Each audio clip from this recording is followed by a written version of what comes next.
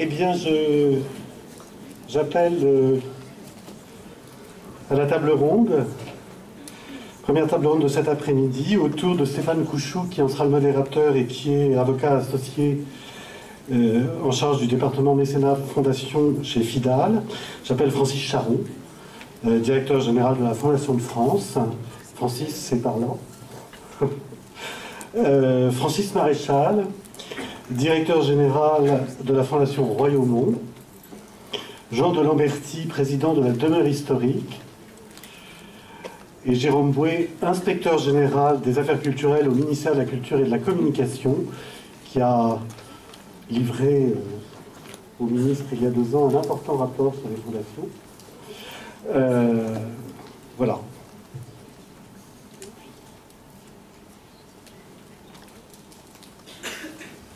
Messieurs, bon débat. Bonjour à toutes et à tous. Je suis ravi d'ouvrir cette table ronde cet après-midi. Vous êtes revenus nombreux de cette pause déjeuner. Alors, savez-vous que nous sommes peut-être entrés dans une nouvelle ère? Je ne veux pas parler de l'Anthropocène, messieurs. Alors, je ne vais pas parler de l'Anthropocène, cette nouvelle ère géologique qui s'est peut-être ouverte depuis la révolution industrielle, qui fait parler aussi certaines fondations et certains mécènes. Je voudrais qu'on parle de l'ère Ayagon. Est-ce que c'est une ère nouvelle qui s'est ouverte dans le domaine de la philanthropie en France? Est-ce que cette ère sera inscrite dans le temps, sera durable? C'est l'ambition de cette table ronde que j'aurai le plaisir et la responsabilité d'animer au cours de cette heure et demie. D'ailleurs, je vais enlever ma montre dès que j'aurai passé la parole pour veiller au respect du temps pour la table ronde suivante, qui portera sur les relations entre les fondations et l'État, notamment. Et donc, on essaiera, nous, de ne pas trop déborder sur la thématique de cette table ronde, parce que, bien évidemment, aborder la question de l'état des lieux, des grands enjeux, des fondations et du mécénat en France, inévitablement pose la question des parties prenantes et donc des relations avec notamment les pouvoirs publics.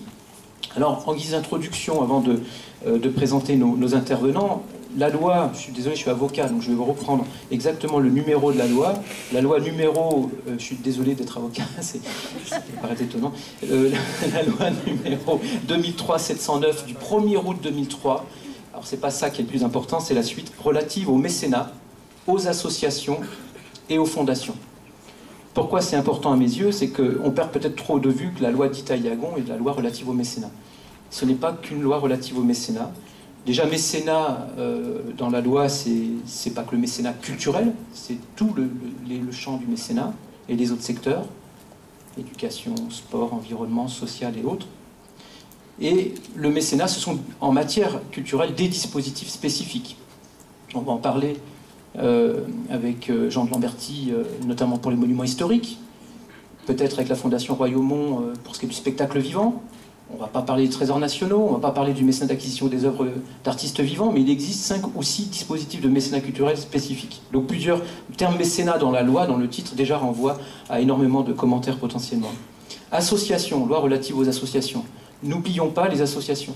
Nous allons parler des fondations, quelques milliers de fondations en France, qui sont très importantes et influentes, mais il y a plus d'1 million d'associations et beaucoup d'acteurs culturels sous forme associative. Et enfin, loi relative aux fondations. Là, en 2003, quand la loi a été adoptée, on avait beaucoup moins de formes de fondations qu'aujourd'hui. Alors, ça suscite des vocations, notamment des avocats qui se spécialisent en la matière, mais quand même, on n'avait que, entre guillemets, les fondations reconnues d'utilité publique, les fondations sous égide, et les fondations d'entreprise lorsque la loi a été adoptée. Les autres fondations, fondations de coopération scientifique, fondations partenariales, fondations universitaires, fonds de dotation, peut-être demain fondations hospitalières, tout ça est venu après la loi Ayagon. Voilà ce que je peux dire juste sur le titre de la loi. Et cette loi Ayagon, pour en terminer, ce n'est pas qu'une disposition qui crée une incitation fiscale. Et qui crée d'ailleurs plusieurs incitations fiscales. Le mécénat des particuliers et des entreprises.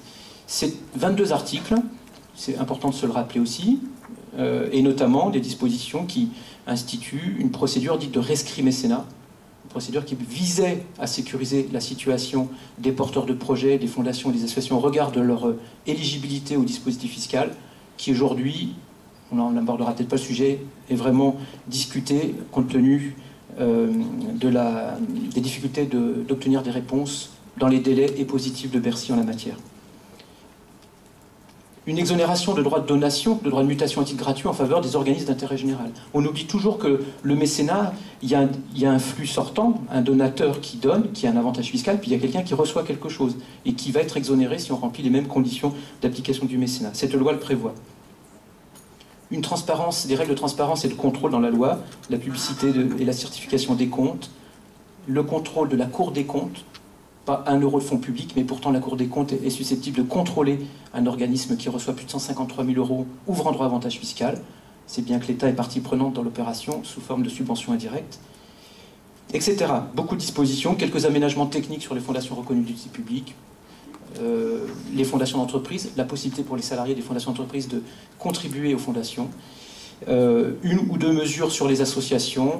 Voilà, dans l'esprit, une loi donc, qui est beaucoup plus large et ambitieuse que ce qu'on peut imaginer, qui est souvent, moi le premier, réduit à un dispositif fiscal.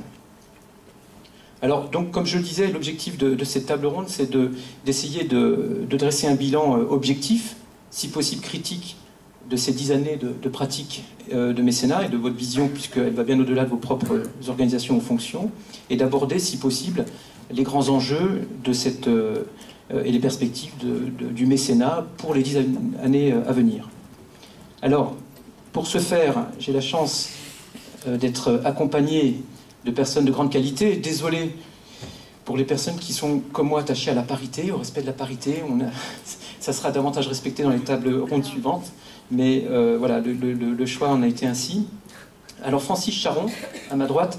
Francis, médecin anesthésiste de formation.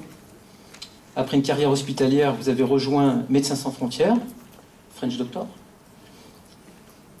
Une ONG que vous avez présidée puis dirigée jusqu'en 1991. Vous avez rejoint la Fondation de France en tant que directeur général, donc en 1992. Et vous êtes par ailleurs, de par vos autres fonctions, beaucoup d'autres fonctions d'ailleurs, mais notamment président du groupe Statut européen au sein du Centre européen des fondations à Bruxelles. On y reviendra certainement en fin de table ronde pour élargir le sujet sur la dimension européenne. Vous êtes président du Centre français des fonds et fondations depuis sa création en 2002. Vous êtes membre du Conseil économique, social et environnemental et vous êtes membre du Conseil d'orientation de la mission interministérielle de vigilance et de lutte contre les dérives sectaires, la MIVILUD. Jérôme Bouet, à gauche, alors promotion ENA 1985, vous avez successivement été directeur régional des affaires culturelles en Aquitaine, Provence-Alpes-Côte d'Azur et Rhône-Alpes. Vous avez été également directeur de la musique, de la danse, du théâtre et des spectacles pour le ministère de la Culture et de la Communication, conseiller au cabinet du ministre Christine Albanel, ministre donc de la Culture et de la Communication, et vous êtes depuis 2010 inspecteur général des affaires culturelles, et c'est pour cette raison que vous allez particulièrement nous intéresser au cours de cette table ronde, puisque vous avez notamment co-rédigé un rapport sur les fondations culturelles en 2011, dont on parlera. Alors Francis Maréchal, vous avez reçu, vous, une double formation, musicale et économique. Musicale, donc titulaire d'un premier prix de flûte de l'École nationale de musique de Bobigny, et vous êtes donc au plan économique diplômé de l'ESSEC. Donc un profil approprié a priori pour gérer une structure culturelle. Vous débutez votre carrière comme délégué départemental à la musique et à la danse dans le Val d'Oise, dans les fins des années 70, début 80, et vous voyez confié parallèlement à la direction culturelle de la Fondation Royaumont à partir de 1978. Et vous serez nommé directeur de cette Fondation Royaumont à partir de 1985. En parallèle de ces fonctions au sein de la Fondation Royaumont, vous menez régulièrement des missions d'ingénierie culturelle, très techniques, dans le domaine de la réutilisation des bâtiments anciens dans une perspective culturelle. Vous êtes enfin administrateur de différents festivals, ensembles musicaux, réseaux professionnels, et notamment l'association des centres culturels de rencontres ou trésorier de l'orchestre des Champs-Élysées, mais je passe sur d'autres fonctions que vous avez par ailleurs. Et enfin, Jean de Lamberty, centralien, dirigeant d'entreprise. Hein, donc vous êtes fondateur de l'entreprise Eukratos, un établissement financier spécialisé dans la gestion de patrimoine au service des entrepreneurs et des organismes philanthropiques, organismes sans but lucratif. Vous présidez la Demeure Historique, une association depuis janvier 2001.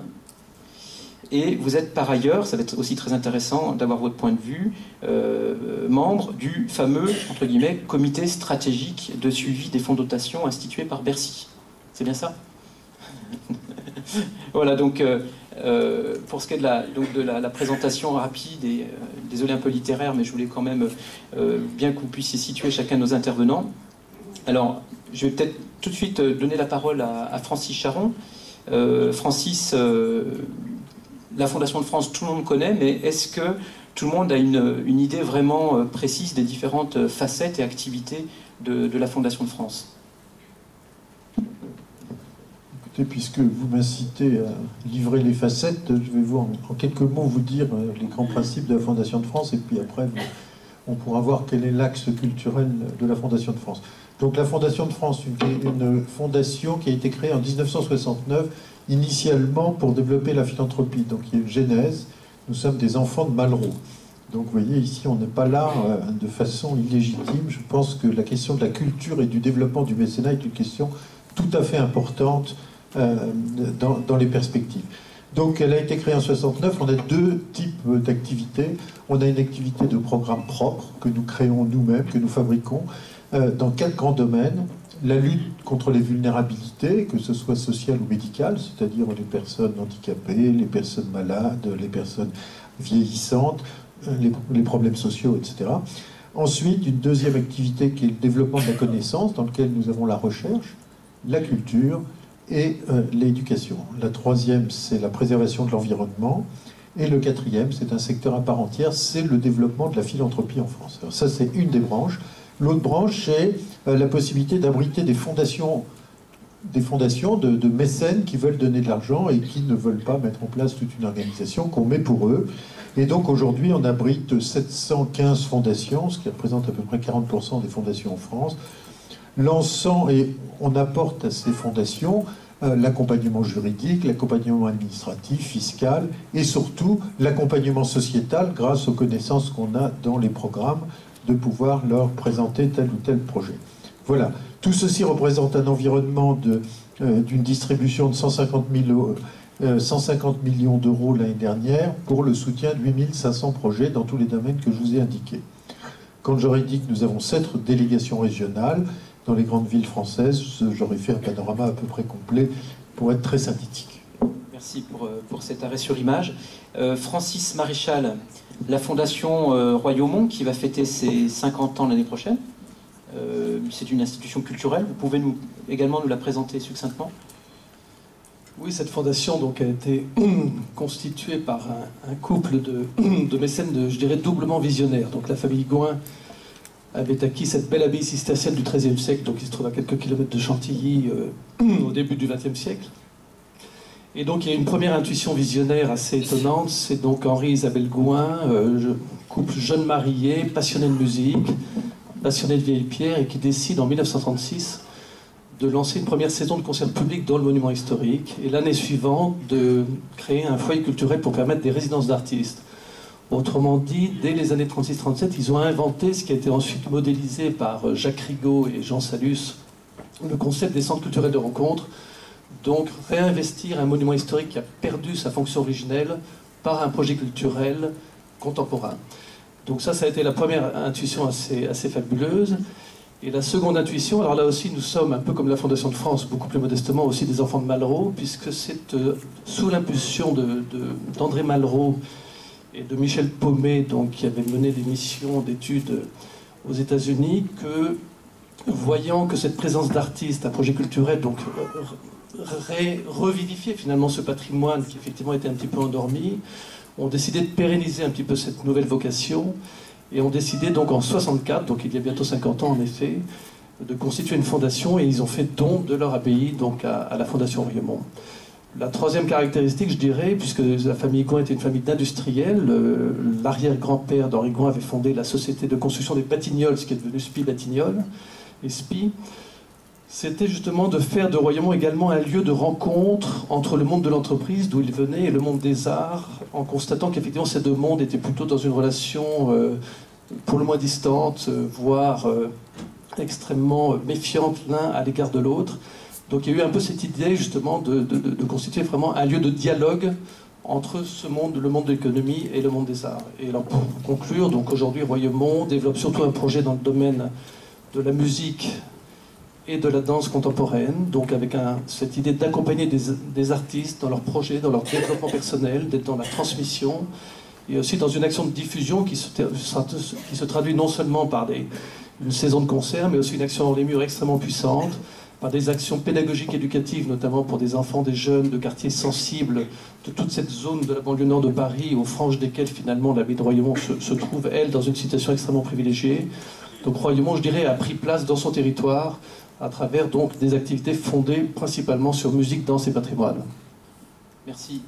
Nous reviendrons sur cette histoire d'une fondation initiée par une famille d'industriels et de philanthropes et les relations naturelles, entre guillemets, que vous nouez avec le monde de l'entreprise.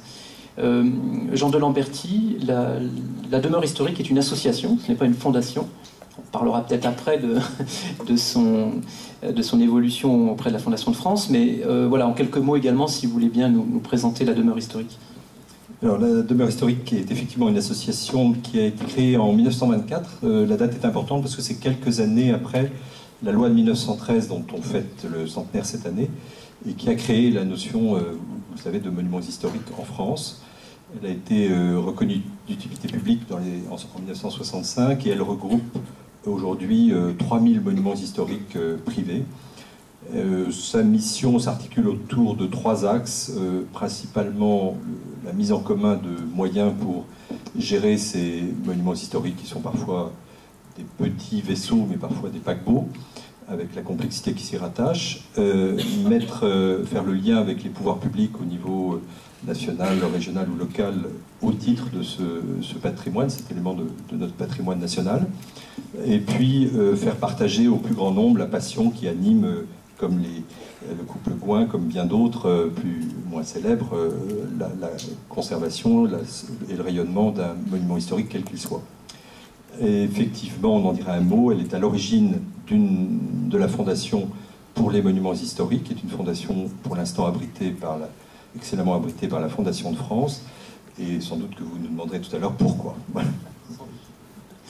Merci. Pour finir, Jérôme Bouet, vous n'êtes pas dirigeant de fondation ni d'association, vous êtes un IGAC. Qu'est-ce que c'est un IGAC? Ça, c'est lourd à porter. En fait, l'Inspection Générale des Affaires Culturelles, c'est le service d'évaluation et de contrôle interne au ministère de la Culture. Donc c'est un service du ministère de la Culture. Et nous avons des commandes par le ministre lui-même, ou la ministre en ce moment, de rapports sur des sujets, alors soit des sujets de politique générale, soit des sujets de contrôle d'établissement, de structures culturelles. Et en 2011, le ministre Frédéric Mitterrand nous avait demandé de faire un rapport sur les fondations culturelles. Alors c'était intéressant, enfin je ne sais pas si le rapport était intéressant, mais c'était le bon moment pour le faire, puisque c'était en gros une petite dizaine d'années, justement après la loi sur le mécénat. Donc j'ai fait ce rapport avec mon collègue Jean-François de Canchy. On va y revenir. Et on va y revenir. Merci. Bon, une question ouverte pour vraiment entrer dans le vif du sujet. J'espère qu'elle ne sera pas piège. Mécénat, doit-on parler de mécénat aux fondations ou du mécénat, ou doit-on parler, excusez-moi de mal poser la question, la première, mécénat des fondations? Alors, qui essaye de répondre à cette question? Mécénat aux fondations ou mécénat des fondations? Vous essayez?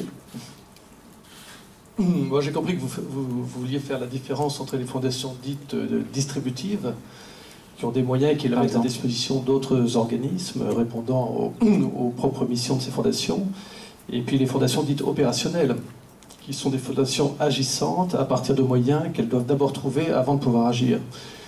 Donc, c'est comme ça que je comprends le mécénat aux fondations opérationnelles qui ont besoin du mécénat pour pouvoir agir, et les fondations...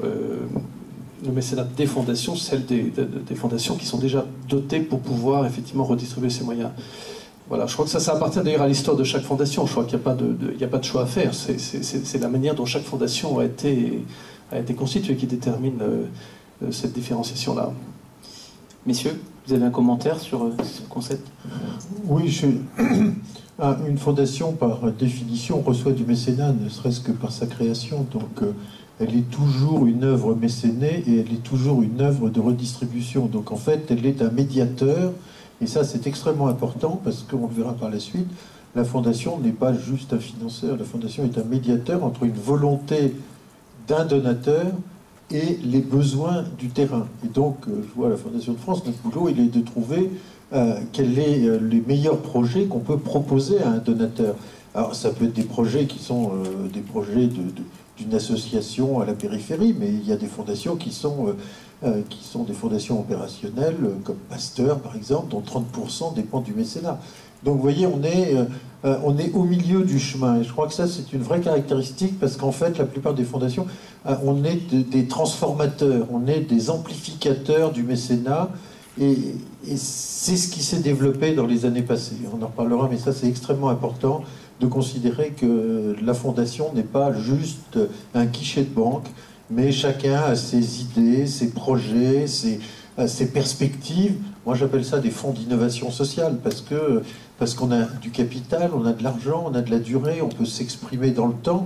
Donc, on a véritablement un rôle social à jouer. Et c'est, voilà, plus que ça, de savoir si on est mécéné, mécénal ou récipiendaire. Je crois que voilà, on a une nouvelle place, qui est quelque chose qui a fait, par les lois passées récentes, une effraction de la fondation. Comme vous avez demandé l'intérêt de la loi Ayagon, je vous le dirai tout à l'heure, mais c'est une effraction de la fondation depuis le début du siècle, on va dire. Je ne doute pas que la loi Ayagon ait l'intérêt, mais on essaiera de faire le bilan et les perspectives. Messieurs, Jean de Lamberty, Jérôme Bouet, rapidement, est-ce que vous avez un commentaire complémentaire à apporter sur ce positionnement des fondations en réalité? Alors, beaucoup moins compétent que mes voisins ou mes prédécesseurs, mais néanmoins, la question qui turlupine aujourd'hui beaucoup d'opérateurs de monuments historiques privés, c'est la transmission. Évidemment, Francis Maréchal est porteur d'un des plus beaux exemples de transmission réussie de monuments historiques privés au départ. Aujourd'hui, nous sommes confrontés à différentes réflexions de transmission au travers de fondations donc opérationnelles ou même de fonds de dotation qui sont parfois à l'heure ou qui masquent l'absence de projet ou d'économie de projet. Et donc, nous sommes, j'allais dire, très prudents sur la notion de fondation opérationnelle qui serait le moyen génial de la transmission en l'absence d'un projet économiquement viable sous-jacent. Justement, Jérôme Bouet, on va peut-être en venir à votre rapport, à moins que vous vouliez faire aussi un commentaire, mais la question de la transmission de patrimoine à certaines fondations, vous citez des exemples qui malheureusement ne sont pas si bien passés dans votre rapport de fondation patrimoniale. Donc, de quoi parle-t-on?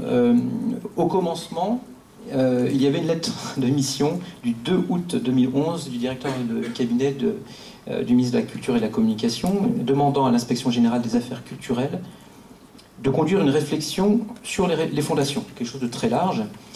L'objectif initial, c'était de mettre, je cite l'extrait de la lettre de mission, mettre en place de proposer des mesures permettant de mettre en place un partenariat efficace dans le cadre des politiques culturelles et dans l'intérêt de la collectivité nationale en général. Donc un objectif annoncé dans cette lettre de mission de 2011 extrêmement ambitieux. C'est peut-être même une lettre de mission de 2010, puisque le rapport est sorti en mars 2011. Je me suis trompé sur les dates. Et puis cette lettre de mission a dû être recadrée, vous me corrigerez si je me trompe, devant l'ampleur de la tâche, justement. Et puis finalement, donc, la lettre de mission, qui reste quand même très ambitieuse, c'est de faire une photographie des fondations en France, culturelles, avec un focus sur les fondations reconnues d'utilité publique et le nouveau-né, les fonds de dotation. Ce rapport, qui sortira en mars 2011 et qui sera rédigé par vous-même et par Jean-François de Canchy, également inspecteur général des affaires culturelles, s'intitule « Les fondations à vocation culturelle ». Ce rapport n'a pas vocation à être rendu public. J'aimerais bien qu'on sache pourquoi. On est tous un peu, bien sûr, dans l'attente, même si j'ai eu le plaisir d'en prendre connaissance. Il s'agit d'un document d'analyse en principe pour le ministère, mais j'ai quand même vu que dans ce document, il y avait des choses très intéressantes qui étaient soulevées. On y reviendra peut-être au cours de cette discussion. Est-ce que c'est la raison pour laquelle ce rapport n'a pas été publié? Donc, en un mot, est-ce que vous acceptez de nous parler en substance de ce rapport? Oui, bien sûr. Et même je plaide pour sa diffusion, mais il se trouve qu'il avait été commandé par Frédéric Mitterrand, et qu'entre-temps, le ministre a changé. Donc, il faut qu'on repose la question à Mme Filippetti, qui a été prise par d'autres sujets. Il y a aussi un aspect d'autocritique du ministère de la Culture sur son fonctionnement à l'égard des fondations. C'est sans doute pour ça qu'il y a eu un petit peu de réticence, mais le temps ayant passé d'ailleurs et les choses ayant sûrement progressé, je pense qu'on pourrait le diffuser. Mais au-delà de ça, c'est un rapport qui, ce qui nous a semblé intéressant, c'est de voir comment, dans un paysage des fondations en profonde mutation, encore une fois depuis la loi de 2003, référence citée depuis ce matin sans cesse, mais je crois que c'est juste à juste titre, ne serait-ce que par l'augmentation du nombre des fondations, hein, fondations d'entreprise, fondations reconnues d'utilité publique, fonds de dotation. D'ailleurs, les fonds de dotation émergeaient au moment où nous avons commencé à rédiger le rapport. Et donc l'idée, c'était de dire comment est-ce que le ministère de la Culture doit accompagner, encourager ce développement des fondations. C'était vraiment notre conviction personnelle, parce que la chance que nous avons, c'est de pouvoir nous exprimer librement sur tous les sujets. Donc c'était vraiment notre conviction. Qu'il faut des outils juridiques pour accompagner ce développement du mécénat et ce développement de la vie culturelle dans notre pays. Alors il y a cette idée d'encouragement global, il y a l'idée de la coopération aussi qui nous a paru importante, c'est-à-dire comment est-ce que les fondations, elles relèvent de l'initiative privée, elles ont des missions définies par leur propre statut, et on doit bien sûr tout à fait respecter cette initiative privée qui est essentielle, mais comment est-ce qu'on peut imaginer que le ministère de la Culture coopère avec des fondations qui le souhaitent. Alors il y a des sujets, je pense, d'intérêt commun, sur des fondations qui ont des grandes collections d'art, des fondations qui peuvent être dépositaires de grands domaines patrimoniaux, tous sujets qui sont à tous égards très intéressants sur le plan culturel en général. Et donc sur la base d'un volontariat, d'une demande, hein, il ne s'agit pas d'imposer quoi que ce soit. Il ne s'agit pas, le ministère ne cherche pas à reprendre la main sur les fondations, ça serait, enfin je crois que c'est vraiment, plus personne ne pense à ça aujourd'hui, hein, ça serait totalement absurde et je pense un très grand recul. Donc c'est pas du tout l'esprit, c'est plutôt, ça consiste plutôt à dire comment est-ce que l'État, le ministère de la Culture en l'occurrence, peut apporter son aide sur des conseils techniques à des fondations qui le demandent et qui peut-être en ont besoin.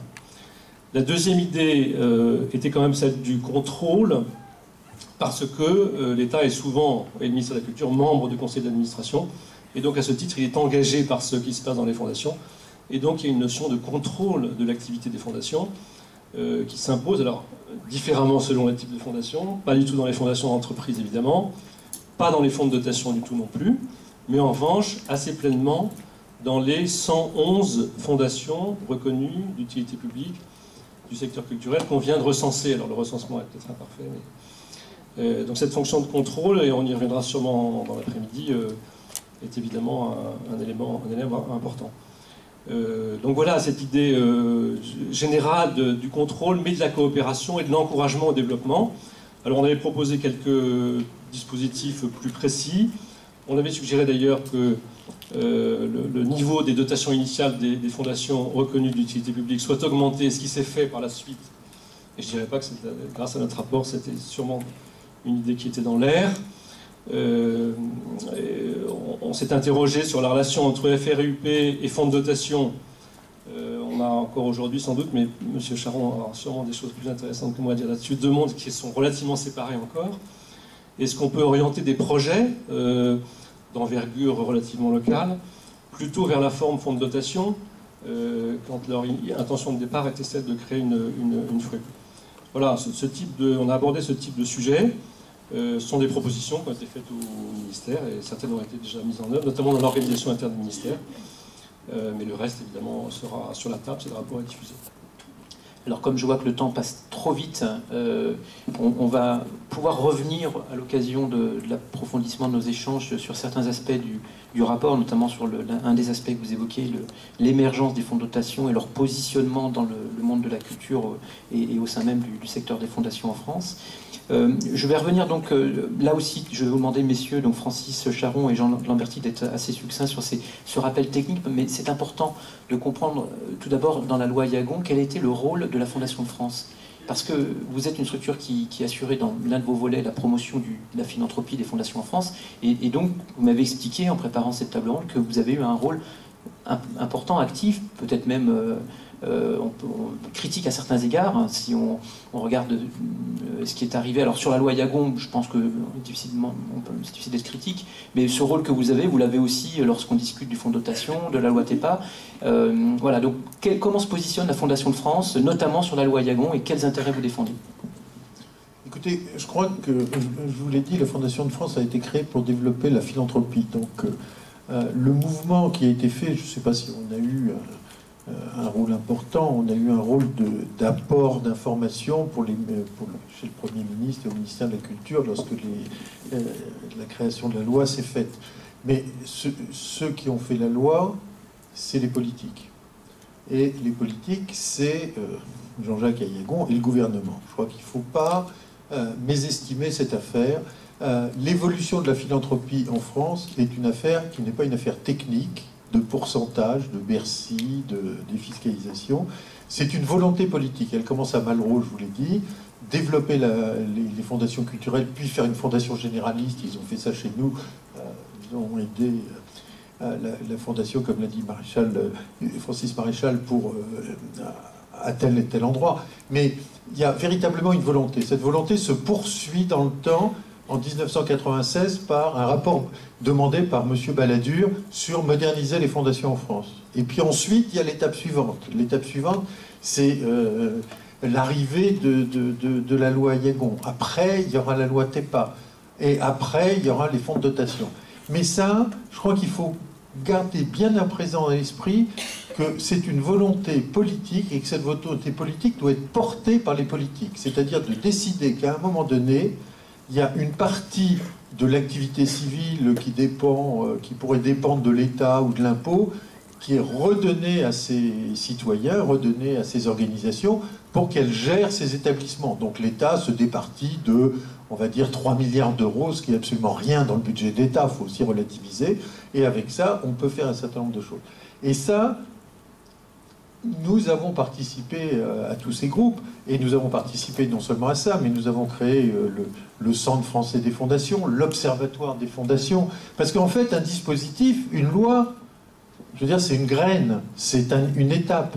À côté de ça, il faut que vous soyez les jardiniers de la loi. Il faut la faire connaître, il faut faire connaître les mécènes, il faut cultiver ce champ. Et avec le Centre français des fondations, dont Béatrice Durfort, la secrétaire générale, qui est là, dans un autre table ronde en parlera, mais c'est une façon, il faut faire connaître les mécènes, il faut les mettre en avant, il faut que les journalistes prennent l'habitude de faire parler les mécènes, il faut que des gens qui utilisent leur fortune ou leur argent ou leurs biens pour développer le mécénat puissent être reconnus. Et donc voilà, c'est ce qu'on a fait, nous, c'est d'accompagner ce mouvement de façon assez active et même financièrement pour développer la culture du mécénat. Et je dis que si on développe cette culture, autant le 20e siècle a été celui des associations que le 21e sera celui des fondations. Gageons. Alors, parions, allons-y. J'entends, Francis, que vous n'avez pas souhaité entrer plus dans le détail du rôle réel qu'a joué la Fondation de France, mais comme on manque de temps, je ne vous relance pas sur le sujet. J'aurai l'occasion de vous relancer sur peut-être d'autres aspects. D'accord, d'accord. Et le politique a gardé la main. Très bien. Alors, Jean Lamberty, de manière aussi très courte, là, pour le coup, les monuments historiques détenus par les patrimoines privés ont été les grands oubliés de la loi Yagon en 2003. Chose qui a été rattrapée ensuite, mais il a, j'imagine, fallu monter au créneau. Oui, alors, je vais être un peu plus brutal que vous. Ils n'ont pas été oubliés, ils ont été évincés. C'est pas tout à fait la même chose, puisqu'évidemment, nous avons tout fait pour qu'ils ne soient pas oubliés au moment du vote, du débat sur cette loi.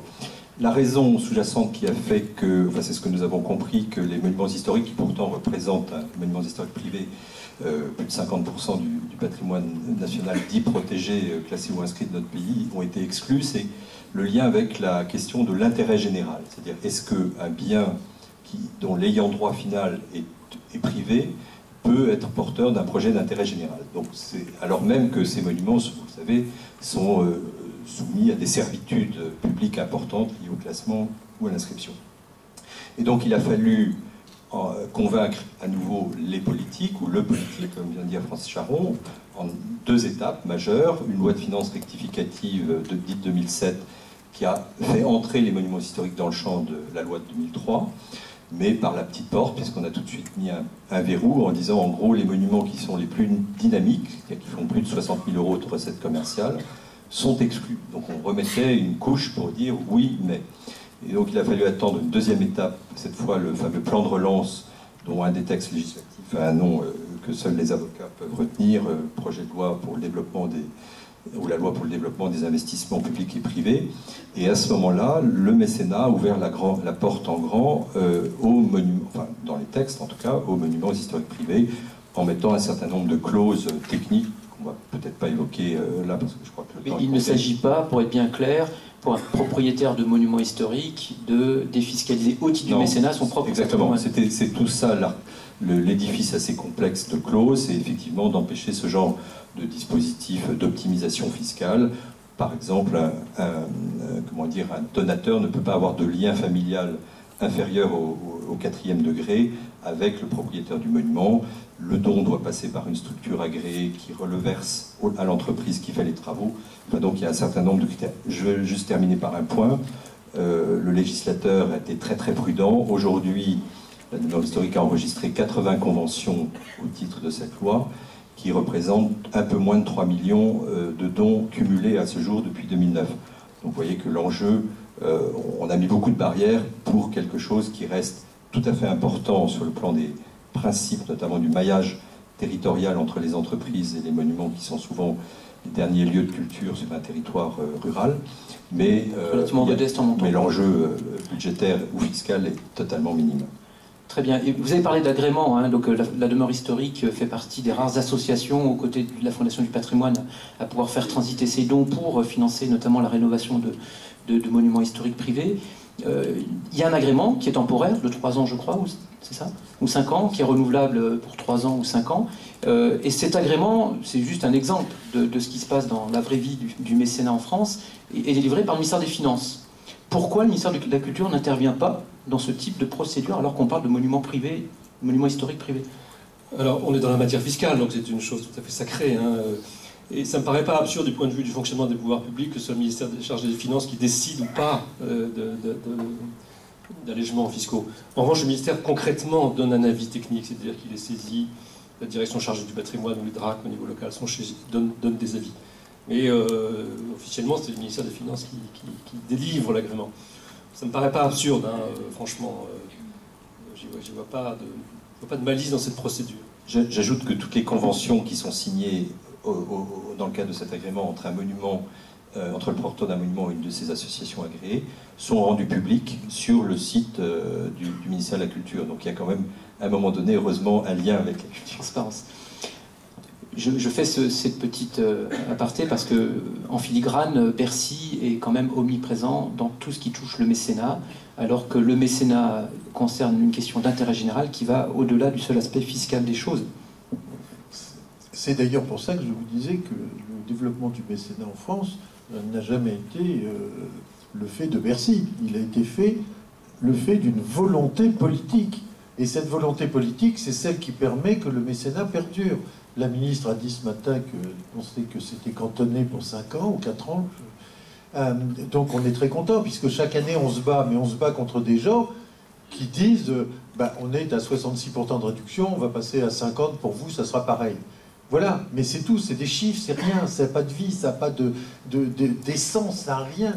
Alors que le mécénat est un être vivant et il ne pourra être porté que s'il y a une vraie volonté politique au sommet de l'État de considérer que l'État devient plus garant d'un intérêt général que de gérant de toutes les périphéries qu'il ne peut plus gérer aujourd'hui. Donc voilà, et c'est là-dessus qu'il faut se battre, parce que c'est très important. Donc il faut sensibiliser tous les politiques, il faut sensibiliser les parlementaires, il faut qu'ils comprennent vers quel mouvement ils vont de permettre une citoyenneté nouvelle dans le domaine, ici qui nous occupe, de la culture, et ça j'en parlerai après. Ok. Alors, le mécénat est un être vivant, c'est donc le scoop de l'après-midi, mais c'est vrai que j'aime bien l'image. Francis Maréchal, comment vous vivez justement le mécénat? Vous êtes une fondation atypique, un gros patrimoine apporté à la création, l'abbaye de Royaumont, par une famille. Vous m'avez dit en préparant cette table ronde que vous êtes d'inspiration anglo-saxonne, donc la loi Ayagon n'a fait que traduire dans le décorum juridique cette culture anglo-saxonne que vous avez, donc orientée vers plutôt des financements privés, plutôt en tout cas de manière significative par rapport à votre secteur d'activité, et en particulier auprès des entreprises. Vous pouvez nous en dire un peu plus ? Oui, quand je parle de culture anglo-saxonne, c'est surtout le modèle justement de contre-pouvoir, de laisser de l'initiative privée s'emparer de domaines culturels qui étaient effectivement un peu, comment dire, un monopole de l'État pendant longtemps. Et c'est en cela qu'effectivement Royaumont a été soutenu justement par André Malraux et Michel Paumet. Alors c'est vrai que Royaumont a dû trouver en quelque sorte les moyens à la fois de porter son patrimoine, légué, donc transmis par la famille Gouin, et de développer un projet culturel. Et c'est vrai que la question du financement s'est posée. Je dirais qu'il y a eu deux vies dans Royaumont, enfin trois. La première vie, c'est portée par la famille Gouin elle-même jusqu'en 1977. La deuxième vie, ça a été effectivement l'arrivée de l'argent public à Royaumont. Moi, j'ai connu Royaumont, on avait quelques subventions, 150 000 francs de subventions de l'État et du département du Val d'Oise. Et puis il a fallu essayer d'augmenter tout ça pour avoir un projet digne du monument. Et c'est là que le mécénat, en effet, le mécénat d'entreprise est arrivé assez naturellement. Le mécénat, ça fait partie du code génétique, je dirais, de Royaumont. Le rapport avec les entreprises usagères de Royaumont était déjà extrêmement fort. Et donc le mécénat, c'est vrai qu'on n'a pas attendu la loi Ayagon pour le pratiquer à Royaumont. La première entreprise mécène, c'était Paribas en 1985. Il y a eu ensuite un très gros mécène qui était la fondation, à l'époque France Télécom, devenue Fondation Orange, qui s'est largement investi dans le soutien des activités de Royaumont. Et donc on essaye, évidemment, on a développé un projet économique qui est fondé sur, je dirais, qui s'appuie sur un trépied. L'argent public, qui représente à peu près 31% de notre budget. Le plus gros financeur étant le département du Val d'Oise avec 15%. Le mécénat d'entreprise principalement, mais aussi de particuliers. Le mécénat d'entreprise représente 90% du mécénat, le mécénat de particuliers 10%. Et il représente 14% du budget de Royaumont, mais aujourd'hui, en 2012, il représentait quand même, il finançait 46% des dépenses directes d'activité culturelle de Royaumont. Donc il a une part absolument essentielle dans le développement des programmes culturels de Royaumont. Et c'est à peu près 40 entreprises qui sont associées depuis la start-up jusqu'à la multinationale dans le financement de Royaumont. Et le troisième pied, c'est les recettes propres générées par toute l'exploitation du monument historique, dans lesquelles les mécènes s'investissent, puisque sur un budget d'exploitation d'à peu près 8 millions d'euros, le mécénat représente à peu près 1,2 million aujourd'hui, mais ils apportent aussi à peu près 800 000 euros en chiffre d'affaires par l'activité de séminaires, d'utilisation pour leurs propres opérations qu'ils développent sur le site de Royaumont. Donc on est sur une espèce d'économie mixte qui, je crois, en tout cas nous donne une espèce de stabilité avec cette diversité de financement.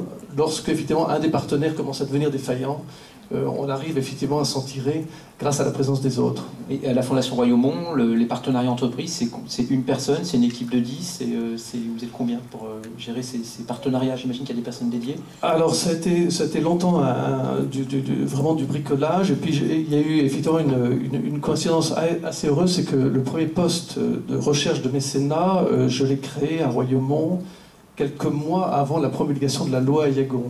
Donc il y a une espèce de coïncidence qui a fait d'emblée que d'emblée, effectivement, on s'est doté des moyens de tirer profit, notamment effectivement du régime des avantages fiscaux fixés par la loi. Ensuite, il y a une deuxième personne qui est arrivée, et puis pour préparer notre cinquantenaire qui va aussi placer la barre extrêmement haute, il y a maintenant une troisième personne dans l'équipe, donc il y a 3 personnes dédiées. Mais je dirais qu'au-delà des personnes dédiées, je dirais c'est toute l'entreprise Royaumont avec ses 61 collaborateurs qui finalement participent à cet état d'esprit de la rencontre entre le monde de l'entreprise, le monde des particuliers, des philanthropes et le monde artistique. Et finalement, je crois que tout le monde à Royaumont est porteur du message de cette alliance qui finalement a été vraiment le fondement du développement de Royaumont. Alors, on va poursuivre avec vous, Francis Maréchal, sur le bilan, proprement parlé, du mécénat dans votre organisation. On va essayer ensuite d'élever le sujet plus généralement. On parlera encore des structures et notamment du fonds de dotation. Mais justement, vous, pour ce qui est du bilan de ces 10 années de mécénat vu par la Fondation Royaumont au travers du dispositif mécénat, vous l'avez dit, vous avez recruté une personne dédiée au moment de l'adoption de la loi. Ça vous a permis, en termes de budget, par exemple, une approche purement quantitative. Je sais qu'il faut, bien sûr, dans le domaine culturel, ne jamais occulter la qualité de ce qu'on fait, mais ça a permis de booster votre fondation, réellement, ce dispositif? Ah oui, non, les chiffres sont tout à fait éloquents, puisque en 2002, donc, le mécénat représentait à peu près 230 000 euros d'apport à Royaumont, c'est-à-dire à peu près 4% de son budget d'exploitation. En 2012, le mécénat représente donc 14% de son budget d'exploitation et dépasse, enfin atteint les 1,2 million. Donc ça veut dire que pendant que le budget général de la Fondation a progressé en 10 ans de 38%, les apports du mécénat ont progressé de 424%. Donc là, je dirais qu'il n'y a pas photo. C'est-à-dire que l'impulsion du mécénat a été non seulement effectivement d'aider le développement général de Royaumont, mais également d'être à l'origine de nouvelles aventures artistiques de la Fondation Royaumont. C'est-à-dire qu'il y a non seulement un effet d'amplification, mais un effet d'innovation, en fait, qui est absolument évident dans le rôle que le mécénat a joué. Je prendrai d'ailleurs un exemple qui, moi, me tient beaucoup à cœur parce que je le trouve très, très symbolique. C'est l'entreprise Metro, un groupe multinational allemand, qui décide effectivement de devenir mécène de Royaumont, de faire de Royaumont aussi son lieu de séminaire. La question, effectivement, du mécénat se pose. Et au moment où il décide de devenir mécène, et le point culminant a été d'ailleurs l'acquisition, on en avait longuement parlé d'ailleurs avec les services du ministère de la Culture de l'époque, l'acquisition d'une splendide bibliothèque musicale qui exigeait un mécénat de l'ordre de 3 millions d'euros. C'est le groupe Métro qui a décidé de faire ce mécénat. Mais ce qui est intéressant, c'est que ce n'est pas la maison mère de Düsseldorf qui a décidé de verser l'argent, mais la filiale française, parce que les avantages fiscaux liés à la loi Ayagon étaient plus intéressants en France qu'en Allemagne. Donc c'est vrai que le cas Métro, si je puis dire, qui est devenu un cas d'école pour Royaumont, illustre assez bien, je pense, la stimulation que la loi Ayagon a apportée effectivement au mécénat au niveau européen. Merci. Alors, il se trouve que justement, pour un article, j'ai fait un petit tableau comparatif France, Allemagne, Angleterre, États-Unis. Et effectivement, en Allemagne, le dispositif mécénat d'entreprise ne se traduit que par une dépense déductible plafonnée à 20 ou 40% du résultat imposable. Il y a 3 plafonds en réalité. C'est assez compliqué aussi en Allemagne, mais ce n'est qu'une dépense partiellement déductible. Justement, votre bilan, alors on va revenir aussi à Jérôme Bouet, mais comme on prend beaucoup de retard, je suis obligé d'accélérer un peu. On peut faire donc, grâce à l'appui de la loi Ayagon, ce que j'entends, de la Fondation Royaumont, plus et mieux, et innover. Est-ce que c'est exactement le même bilan que vous pouvez tirer de ces 10 années de pratique de la loi Ayagon? Vous avez davantage développé d'activités artistiques, vous êtes allé sur des sujets nouveaux. Voilà, comment ça s'est traduit pour vos 2 organisations, Fondation de France et Demeure historique? Alors, comme vous l'avez compris, pour nous, l'expérience n'est pas de 10 ans, elle est un peu plus courte, mais c'est intéressant néanmoins. Je crois que pour situer les enjeux, j'ai évoqué le chiffre de 3 millions sur ce mécénat affecté depuis la mise en place 2007-2009. Pour y situer les ordres de grandeur, l'intervention de l'État sur les monuments annuels, sur les monuments historiques privés, c'est entre 20 et 25 millions. La dépense dite fiscale au titre du régime des monuments historiques, c'est une 50aine de millions par an. Donc vous voyez, c'est un épiphénomène en termes de masse. Mais c'est absolument essentiel en termes de mobilisation des énergies. Ces monuments historiques que je représente sont principalement sur des territoires ruraux, parfois très, très appauvris. Moi, je suis originaire de la région de Longwy. Vous n'avez pas souvent visité ce genre de territoire, me semble-t-il. Et pourtant, je crois depuis toujours au mécénat de proximité. J'ai moi-même créé un petit fonds de dotation de territoire qui s'appelle le fonds de dotation de la Haute-Vallée des Forges. C'est pour donner un peu de poésie à tout ça. Ça n'attire pas des sommes astronomiques pour l'instant. Mais en tout cas, c'est déterminant de faire ce lien entre les entreprises de proximité et les monuments historiques. J'ajoute 2 choses, je vous vois piaffer, mais 2 choses importantes. Il y a, contrairement à ce qu'on pouvait anticiper, les monuments qui sont les plus générateurs d'énergie qui attirent les mécènes sont plutôt des petits monuments par rapport aux très grands. Certains sont très connus, Vicomte, Villandry, etc. Mais statistiquement, on a plutôt un attrait du mécénat de proximité sur des petits monuments. Et 2e élément très important, les cérémonies qui entourent l'inauguration de telle ou telle opération de mécénat sont toujours génératrices d'une grande émotion humaine. Et ça, je trouve, ça me frappe toujours. C'est beaucoup plus tripal, beaucoup plus fort que l'on croit. Il y a une vraie chaleur humaine à ce moment-là. Je crois que ça, c'est extrêmement positif. Alors, mécénat de proximité, lien au territoire, ça c'est vrai que pour avoir moi la chance de travailler, de vivre dans le sud de la France et travailler beaucoup à Paris, je vois l'énorme décalage aussi dans l'approche territoriale du mécénat. J'espère qu'on aura 5 minutes pour revenir sur ce que j'appelle un peu le syndrome de la macrocéphalie parisienne en matière de mécénat. Ou en clair, Paris risque d'être aussi désert de la France, question ouverte en matière de mécénat. Je ferme cette parenthèse, ce qui vous laisse peut-être le temps de réfléchir et de réagir à ce que je viens de dire. Francis, alors vous me promettez, vous avez 4 points à développer, vous me l'avez dit à l'oreille un instant, très rapidement, en quoi la Fondation est allée innover dans le domaine artistique, en particulier à l'appui, je pense, de ce dispositif, mais peut-être que vous l'auriez fait sans ce dispositif. Oui, alors d'abord, il faut dire que le dispositif, comme mes collègues, amplifiait notre capacité d'intervention, puisque en 2001, on avait 538 fondations abritées. Aujourd'hui, on en a 715. À l'époque, on distribuait 58 millions d'euros. On en distribue 150 millions. Donc, vous voyez, ça fait une progression qui est importante. On distribuait 5900 bourses. Aujourd'hui, c'est 8400. Donc, on voit bien qu'il y a eu un effet d'entraînement qui est très important. Et cet effet d'entraînement, il est dû bien sûr au texte, aux lois, etc., mais il est venu à ce que je disais, la création d'un monde philanthropique qui s'auto-développe. Pour la Fondation de France, on a essayé d'être un peu innovant, et cela depuis sa création. D'abord, dans la culture, sur l'accès aux citoyens à la culture, c'est-à-dire faire que le citoyen puisse non seulement aller visiter un musée, mais puisse être acteur dans son environnement de la culture. C'était le projet des nouveaux commanditaires. Et puis ensuite, de faire mettre de la culture dans tous les programmes sociaux qu'on avait, que ce soit le programme handicap, que ce soit les personnes âgées, etc. Un peu de tous les publics qu'on appelle empêchés aujourd'hui, mais que j'appellerais plutôt éloignés de la culture. Donc ça, c'est très important. Le décrochage scolaire depuis les années 2000, c'est aussi quelque chose qui aujourd'hui, on en parle, mais ça veut dire la culture est au centre de la préoccupation pour l'insertion sociale. On fait même des activités culturelles dans les prisons, puisqu'on a fait dans le programme de nos nouveaux commanditaires des projets à Marseille, dans les Maglones. La deuxième chose, c'est le soutien aux activités culturelles et la professionnalisation des publics, avec les danses urbaines, la chorégraphie.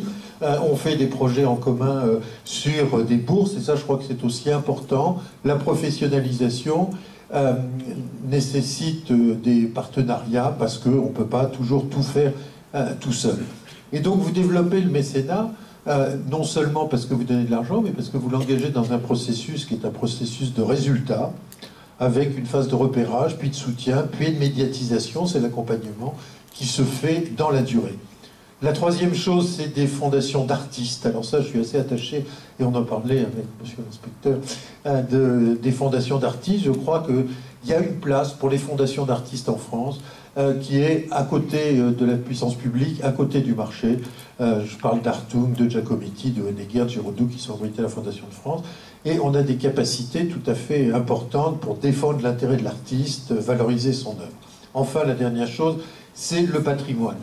Et donc, toutes ces choses que je viens d'évoquer extrêmement rapidement, on ne va pas rentrer dans le détail, mais montrent que vous répondez à un besoin de la population. Et c'est ça qu'il faut entendre.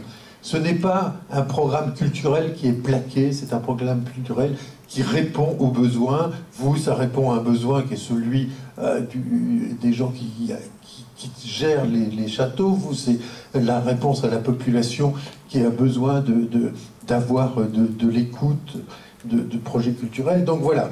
Et donc, c'est ce qu'on a fait. Notre innovation, elle est de rentrer véritablement dans des nouvelles choses qui n'ont jamais été faites. Alors, évidemment, quand on en parle, tout le monde en a déjà parlé, parce qu'on a fait ça pendant 10 ans, mais la bataille des prisons, la bataille absolument magnifique du décrochage scolaire, c'est un truc qu'on fait depuis plus de 6 ans, 400 projets de soutenus, etc. Donc, vous voyez, c'est ça qui fait le mécénat. Oui. Et non, mais j'insiste un peu, parce que sinon, on saute d'une question à l'autre comme ça. Je crois qu'il faut inscrire le mécénat dans une réalité de tous les jours. Je ne voulais pas sauter de question, justement. Ces actions nouvelles que vous menez, est-ce que c'est avec les fonds propres de la Fondation, votre dotation, vous l'avez utilisée, ou c'est grâce à des dons générés par la loi Yagon que vous avez pu les financer? Alors, c'est des fonds. La Fondation de France, c'est 100% de dons privés. Donc, il n'y a pas un sou public. C'est un principe qui a été fait depuis maintenant 20 ans. On n'utilise pas d'argent public comme ça. La seule utilisation qu'on a, c'est la déduction fiscale. Alors évidemment, quand elle passe de 50 à 66, ça fait une bouffée d'air. Quand on a la loi TEPA, c'est une autre bouffée d'air. Il faut dire que la loi TEPA, la loi Yagon, il a fallu 2 ans pour que ça fasse un premier déclic. la loi TEPA, l'année même, les gens avaient compris qu'il y avait une déduction fiscale absolument formidable de 50 000 euros à l'intérieur de l'ISF. Donc ces dispositions nous donnent de l'air.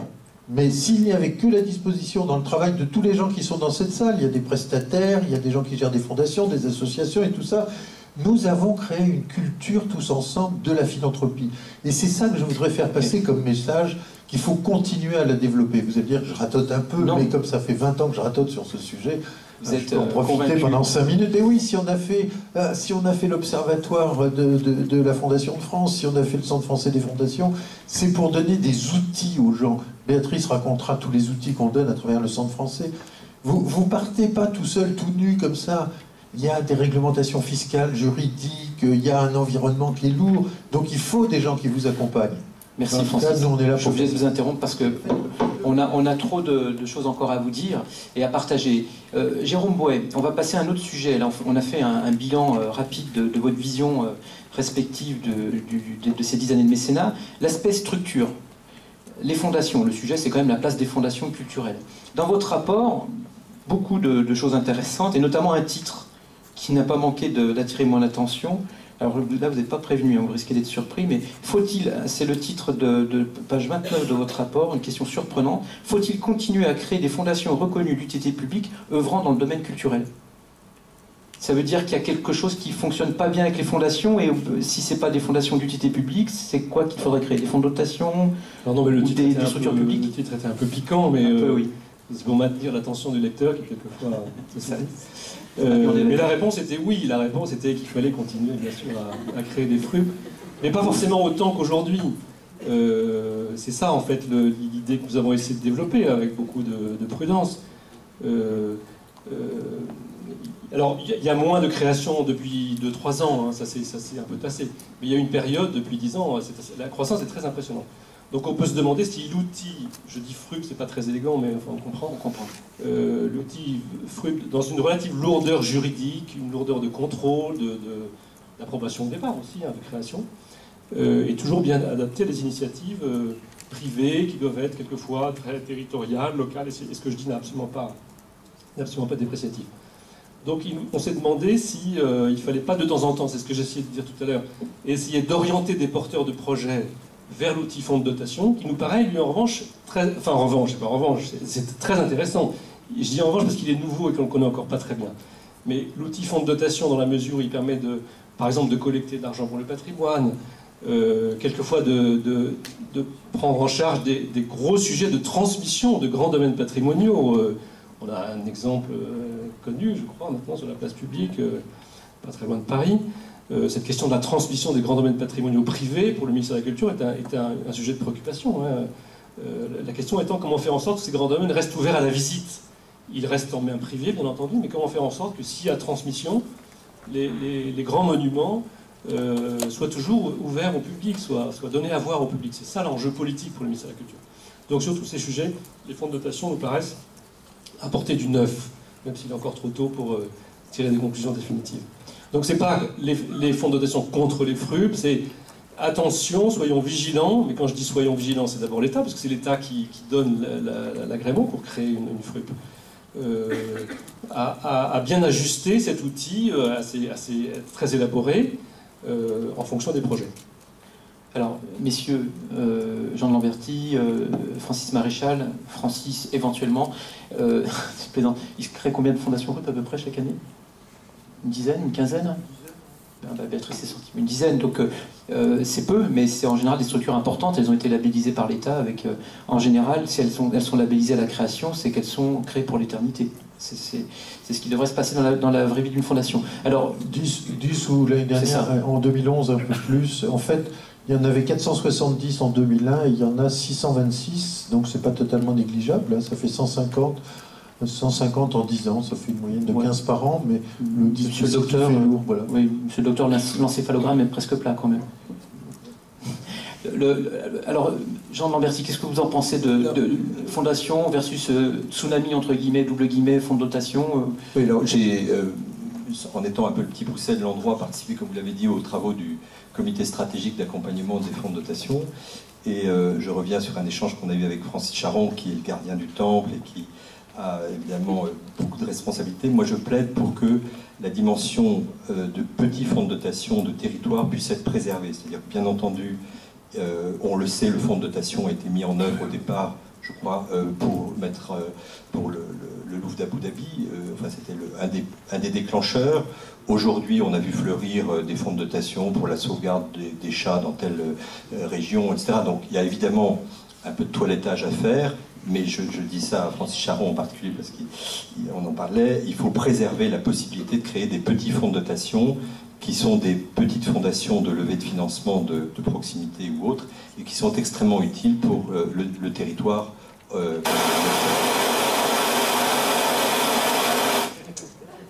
Alors, le terme fonds territoire a même été déposé à l'ANPI par une personne que je connais très bien.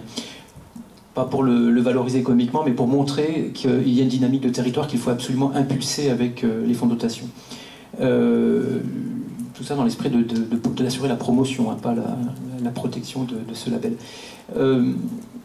Francis Maréchal, sur la fondation d'utilité publique, en un mot, vous êtes une fondation d'utilité publique, outil privé, financé principalement, mais pas seulement dans les fondations d'utilité publique, par justement des fonds privés. Quel est votre commentaire sur l'avenir des fondations culturelles d'utilité publique?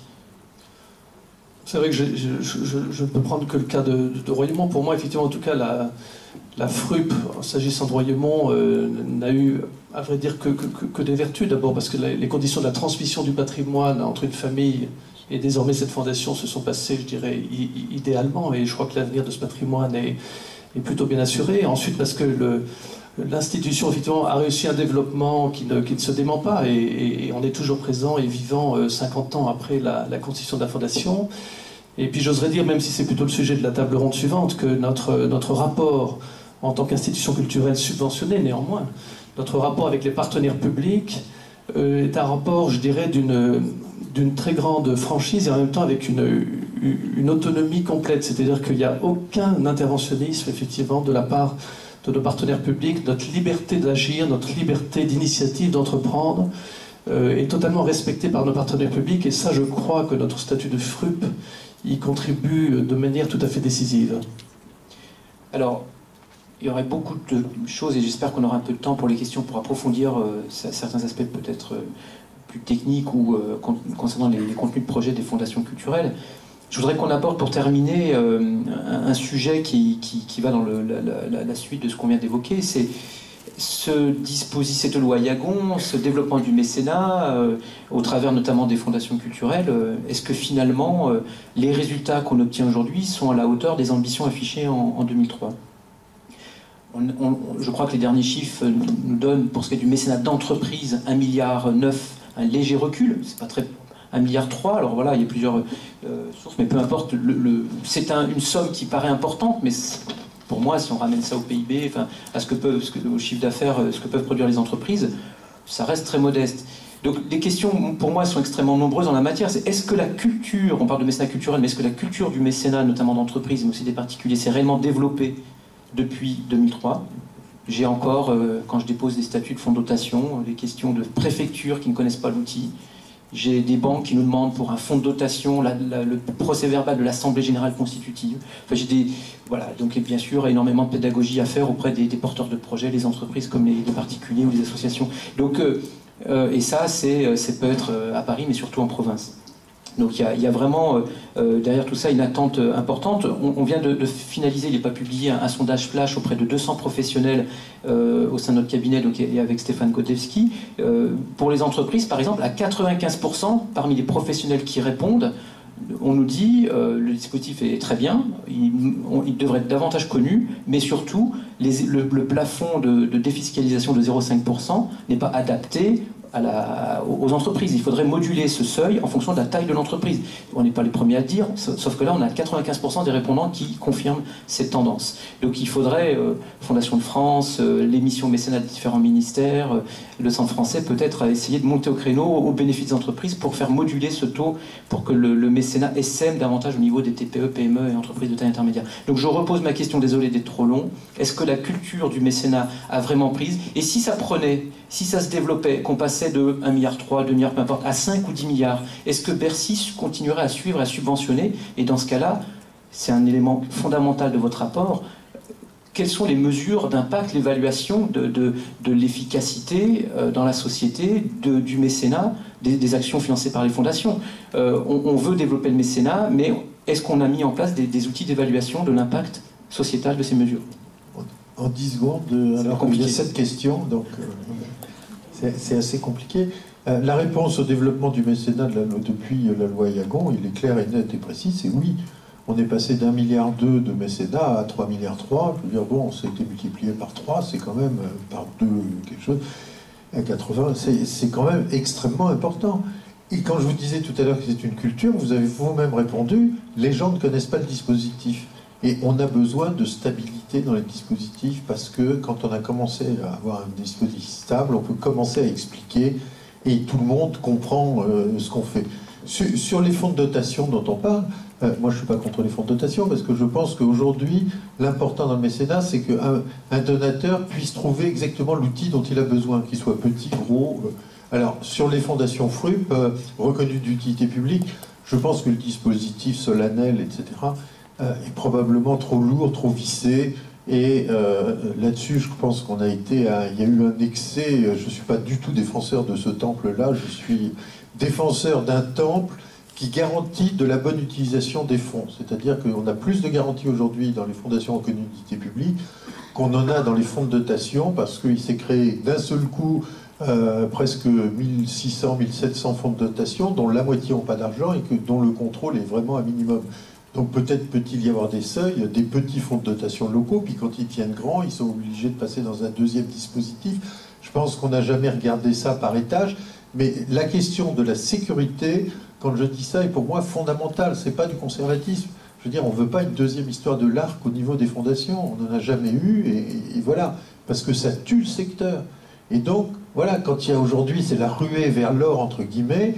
Bon, ben, il faut attendre un peu que tout ça se repose et puis ensuite on fera le tri. Donc aujourd'hui l'important, je vous le disais, c'est que chacun puisse trouver son dispositif à sa taille. Et moi je ne suis pas du tout contre les fonds de dotation, je suis contre les fonds de dotation qui ne fonctionnent pas. Alors, et il y a aussi dans le domaine culturel un troisième outil qui marche bien, vous le connaissez parfaitement, c'est la fondation sous égide. On manque de temps parce qu'on avait prévu éventuellement que vous présentiez aussi cette activité, les projets que vous menez au travers de la fondation sous égide de la Fondation de France, la Fondation pour les monuments historiques. Mais voilà, on n'aura pas assez de temps. Mais donc sur votre vision, est-ce que le mécénat a véritablement imprégné la culture française? Et est-ce que on s'est doté, ou on ne devrait-on pas se doter d'outils d'évaluation? Est-ce que c'est le rôle de l'État d'évaluer l'impact de ce dispositif, la valeur ajoutée sociétale qu'il apporte, ou est-ce que c'est aux mécènes, aux fondations de le faire? Sur les résultats de toute cette période de développement du mécénat, il y a un sujet dont on parle finalement paradoxalement assez peu, ce sont les fondations d'entreprise. Or, la croissance la plus forte du nombre des fondations, des moyens, le fait que ces fondations d'entreprise sont devenues souvent de véritables acteurs culturels, ça, c'est quelque chose de très impressionnant aussi. Et là, il y a une coopération très forte, d'ores et déjà, entre le ministère de la Culture, Robert Faure ne me contredira pas, et des grands établissements culturels. Hein, on ne va pas faire trop de parisianisme, mais le Louvre, le Centre Pompidou, l'Opéra de Paris, tous ces grands établissements ont maintenant une culture de coopération avec les fondations d'entreprise qui est vraiment un résultat de la dernière décennie. C'est très impressionnant. Alors, sur l'évaluation... et j'en parlais tout à l'heure avec Francis Charon, donc c'est peut-être plutôt à lui de le dire, mais il y a déjà un travail d'observation fait par le Centre français des fondations. C'est vrai que le ministère de la Culture, pour l'instant, n'a pas mis en place d'outils... Pardon, la Fondation de France, excusez-moi. Le ministère de la Culture n'a pas mis en place d'outils de suivi très régulier de l'activité. On connaît le nombre des fondations, bien sûr, on connaît la création, on sait à peu près où elles se créent. On n'a pas de suivi de l'activité chiffrée, les budgets... les emplois, c'est d'ailleurs, on n'a pas d'ailleurs globalement pour le secteur culturel, hein, c'est un secteur foisonnant, très, très, très diversifié, donc bon, est-ce qu'on est à une période où on va créer des grands observatoires? Franchement, je ne suis pas sûr, hein. Peut-être dans les années 80 on aurait dit oui, mais vraiment je ne le sens pas du tout. Je crois que c'est peut-être plutôt un partenariat alors qu'il faut essayer de développer entre la Fondation de France et le ministère, mais il y a pour le ministère de la Culture en ce moment, Robert on dira peut-être tout à l'heure quelque chose, mais il y a un sujet de comment mieux suivre. On suit le mécénat, on suit les fonds donnés au mécénat, je crois qu'on a une bonne vision globale du mécénat. La question des fondations est plus complexe. Alors, Jean de Lamberty et Francis Maréchal, pour conclure, avant de poser, donc éventuellement recevoir vos questions. Oui, si on veut non seulement pérenniser, mais légitimer ce dispositif mécénat, on n'a pas d'évaluation, on n'a pas d'autorité ministérielle ou indépendante qui évalue l'impact d'une telle mesure, qui a pour ambition l'autorité ou l'agence d'évaluation, peu importe, mais en tout cas on n'a pas d'évaluation. Moi, je ne vous le cache pas, ça me gêne. Ça me gêne parce que si on veut légitimer ce dispositif, il faut démontrer la valeur qu'il apporte à la société. Et c'est quelque chose qui me manque, et on serait rassuré, on n'aurait pas à chaque loi de finances peut-être des discussions sur le petit coup de rabot qu'on voudrait mettre, même si apparemment on a des engagements pour pérenniser à 5 ans ce dispositif. Alors, sur l'évaluation, je ne suis pas aussi compétent que mes voisins, mais même si nous avons un mini-observatoire sur le mécénat affecté sur les monuments historiques publics, comme je disais tout à l'heure, les chiffres restent petits, mais on voit que la dimension d'éducation permanente que vous évoquiez les uns et les autres, il y a encore du boulot. Je prends 2 exemples, et pourtant, un que j'ai évoqué, c'est qu'on a mis une première haie en disant les monuments les plus dynamiques n'ont pas droit au mécénat. Bon, on a franchi la haie difficilement. Plus récemment, et Robert Faure le sait, on a buté sur un cas assez inattendu, c'est le mécénat de compétences. On voit apparaître très intelligemment sur les monuments historiques le mécénat de compétences. Il y a évidemment des risques de débordement, et ça il faut les contrôler, mais sous cette réserve, il est paradoxal de voir que le ministère de la Culture lui-même rejette dans la dépense subventionnable, lorsqu'il y en a une, la prise en compte du mécénat de compétences. C'est-à-dire qu'en gros, un monument, l'animateur d'un monument qui est plus dynamique, qui se décarcasse pour motiver une entreprise à agir en mécénat de compétences, va être défavorisé par rapport à un porteur de projet qui ne fait rien en ce domaine. C'est complètement paradoxal, mais Robert, on compte sur vous. Ah bon, pardon, c'est le ministère des Finances. D'accord, alors tout va bien, excusez-moi. Enfin, il y a quand même un blocage. Bon, c'est un vrai sujet, vous vous en occupez, donc c'est bien. Merci. Voilà, donc une mesure, pourquoi pas, d'amélioration de la pratique du mécénat, très concrète. Francis, est-ce que vous vouliez ajouter quelque chose avant qu'éventuellement on prenne les questions ? Sur une évaluation globale des politiques en faveur du mécénat, moi j'aurais du mal à avoir un point de vue. C'est certainement indispensable. En revanche, dans l'évaluation de l'action de chaque mécène, moi je trouve que ce qui me paraît formidable dans le mécénat, c'est le régime de la confiance qui prévaut entre le mécène et celui qui reçoit le mécénat. Ça, pour moi, c'est une valeur absolument fondamentale qui fait légitimer aussi la durée d'un mécénat. Et c'est vrai que je pense que, alors que du côté des partenaires publics, on est vraiment aujourd'hui dans un régime de l'évaluation. On veut évaluer à tout moment toutes les politiques publiques. Et je pense que l'évaluation poussée un peu trop loin peut aussi étouffer un petit peu l'initiative et la liberté d'entreprendre dans le domaine culturel. Je pense que c'est le témoignage des entreprises qui, à mon avis, est la meilleure des évaluations. Lorsque Mme Georges Paul-Langevin, ministre de la Réussite éducative, est venue à Royaumont voir le millième atelier de vie artistique qu'on a pu lancer à Royaumont depuis l'ouverture grâce au groupe Vinci d'une salle dédiée aux enfants à Royaumont en 2010, elle est évidemment assez surprise que les mécènes eux-mêmes lui disent « Mais vous savez que le ministère de l'Éducation nationale représente 4% du financement des actions faites pour le milieu scolaire à Royaumont, quand le mécénat apporte 41% de ce financement. » Moi, je crois que là, il ne s'agit pas d'évaluation, il s'agit simplement de témoignage. Et je reprends d'ailleurs ce que disait Francis Charon tout à l'heure, c'est qu'il faut que tous les mécènes, ce sont les meilleurs témoins vis-à-vis, évidemment, notamment des partenaires publics, des vertus du mécénat. Et c'est là-dessus que nous, évidemment, à Royaumont, on ne cesse évidemment de travailler. Et l'occasion du 50e anniversaire de la Fondation sera évidemment magnifique pour apporter un témoignage collectif entre nos partenaires publics et nos partenaires privés. Juste pour répondre à M. Bouet, la Fondation de France fait tous les 4 ans une analyse des fondations qui existent et leur évolution, pas seulement dans leur nombre, mais le nombre d'emplois par catégorie, etc. Ça se trouve sur le site. Et on l'a fait, vous parliez de partenariat, on le fait en partenariat avec le ministère de l'Intérieur, qui nous ouvre ses portes de placard, de façon à ce qu'on puisse aller analyser en profondeur chacune des fondations. Donc ça, c'est l'analyse de la trajectoire. On fera la 4e à partir du début de l'année qui vient. Donc maintenant, on a un vrai film. C'est plus une photo. Et d'autre part, sur la partie de l'évaluation, je crois que c'est illusoire d'imaginer d'avoir un grand évaluateur du projet mécénal. L'évaluation, elle se fait au niveau des projets. Elle se fait par organisation. Les gros projets, on les évalue, ça coûte très cher d'évaluer, ça prend du temps, donc on ne peut pas tout évaluer, il ne faut pas avoir de chimère. Et pour terminer, je voudrais juste dire une chose. Nous parlons aujourd'hui de mécénat culturel, mais le mécénat culturel ne représente qu'une part de l'ensemble des activités mécénales de tous les acteurs. Et aujourd'hui, la chose sur laquelle moi je plaide, puisqu'on dit comment on peut améliorer le dispositif ici ou là, qu'il n'y ait pas de différence par cas sociaux, c'est-à-dire pas de différence entre la culture, entre le social, la santé, la recherche, parce que si on introduit des fiscalités différentes, ça sera la mort de certains secteurs et l'attirance non pas, parce qu'il faut laisser le choix aux gens d'aider non pas en fonction d'un portefeuille différencié, parce qu'après ça va être la guerre des ministères et on va plus s'en sortir. Je crois qu'aujourd'hui le dispositif homogène est assez intéressant parce que on pourrait être dans la même salle qui s'occupe de santé, on aurait le même souci. Et moi, je vois les fondations d'université ou de recherche, elles demandent des dispositifs spécifiques. Et nous, on leur dit, il ne faut pas faire ça.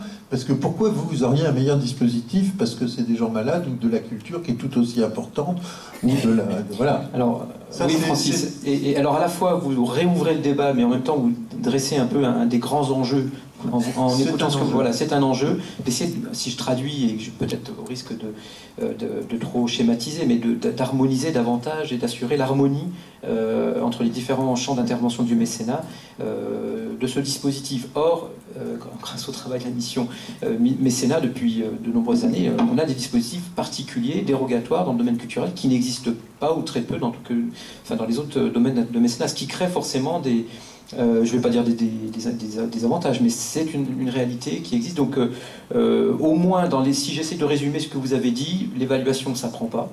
Peut-être que c'est une mauvaise piste. En tout cas, voilà, projet par projet.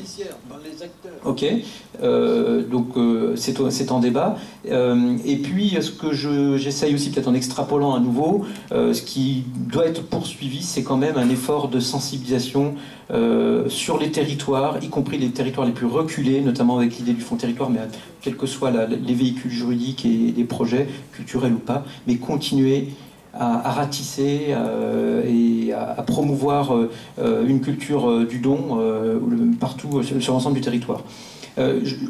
On avait d'autres aspects à aborder avec vous. Peut-être que vos questions nous permettront d'approfondir certains sujets qu'on avait prévu d'évoquer. On va prendre donc 10 minutes, c'est ça? Vous nous laissez la possibilité de déborder légèrement? D'accord, merci.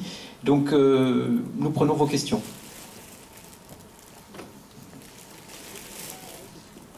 Allez, une première question. S'il n'y a pas de questions, c'est sûr qu'on va pouvoir approfondir ou alors passer la main à la table ronde suivante. Apparemment, oui, monsieur.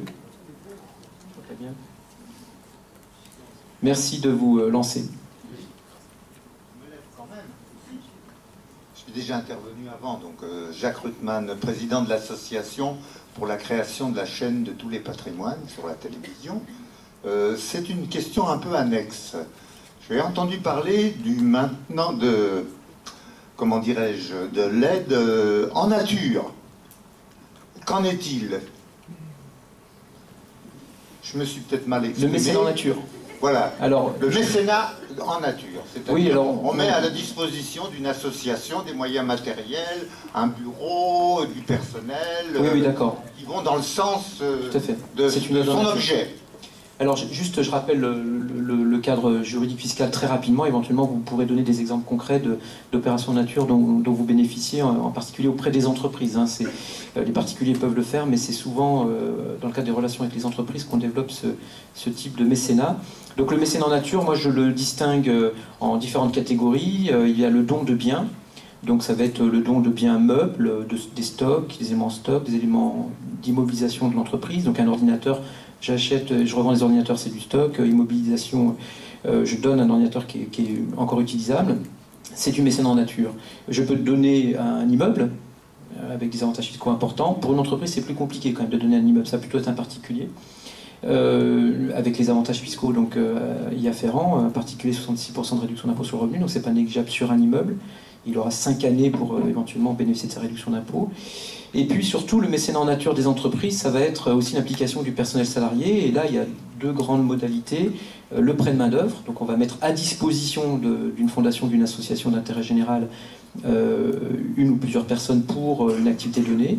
Et puis, il y a le mécénat de compétences qui, pour moi, est plus large que le simple prêt de main-d'œuvre, puisque, en plus de la prise en compte des salariés, on va prendre en compte plus globalement c'est parce que j'ai une approche fiscale du sujet, une prestation de service, voilà, donc, et qui, en termes de valorisation du montant du don, ne sera pas la même, puisque donc, Bercy a édicté des règles de valorisation de ces aides en nature.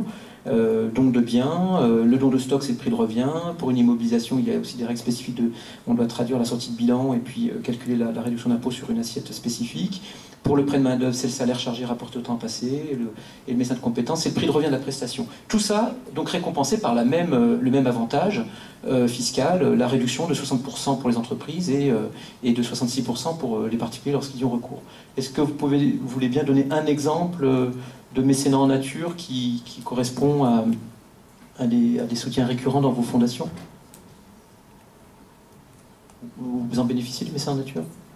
Oui, on en a un petit peu, mais c'est vrai qu'à Royaumont, c'est relativement marginal. Le groupe Vinci, justement, qui a accompagné dans sa conception le projet d'aménagement d'un atelier, l'entreprise SPI qui nous offre évidemment du matériel d'éclairage pour éclairer Royaumont.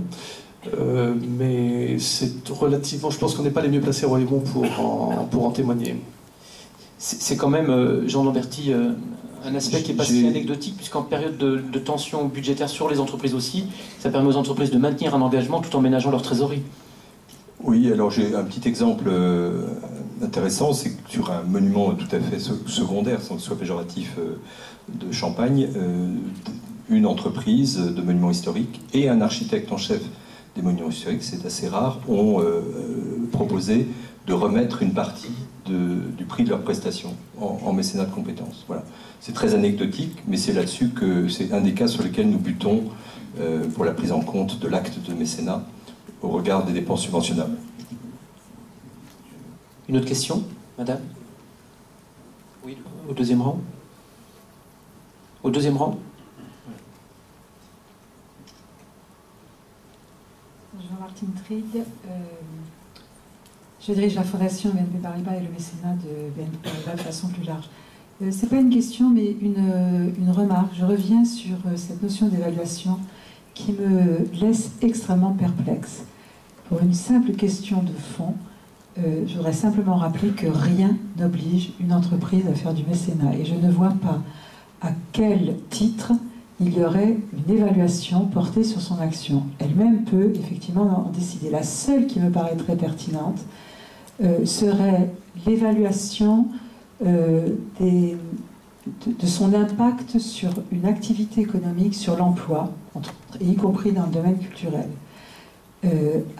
Sinon, une évaluation évalue, puisqu'on est sur le sujet des fondations dédiées à la culture, l'évaluation d'un projet culturel, je ne sais pas comment on peut faire, et je ne sais pas si on a le droit de le faire. Voilà, c'était juste cette remarque. Merci pour votre remarque. Une autre question, une remarque, un commentaire? Non? Mais, oui, une personne.